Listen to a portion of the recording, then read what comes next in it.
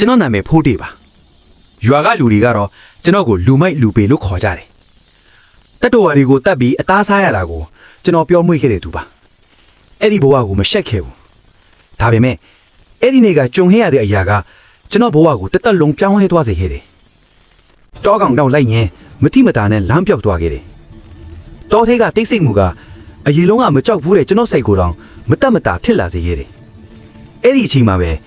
ရွာတရွာကိုတွေ့လိုက်ရတယ်တစ်ပွေရွာလူမရှိသလိုတိတ်ဆိတ်နေနေ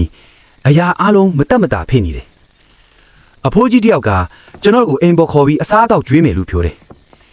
ဘိုက်စာနေတာကြောင့်ဘာမှမစင်စားနိုင်တော့ဘူးသမင်းပြူအသားဟင်းမက်ဆီနဲ့ကြည့်ရင်အားလုံးပုံမှန်ပဲဒါပေမဲ့စိတ်ထဲမှာတော့မတက်မတာဖြစ်လာတယ်ပါဇက်နာရောက်တာနဲ့အပုတ်နံတစ်ခုရလာတယ်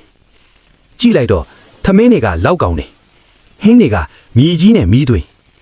အဲ့ဒီအချိန်ကျွန်တော်နှလုံးသားရက်သွားတယ်လို့ပဲ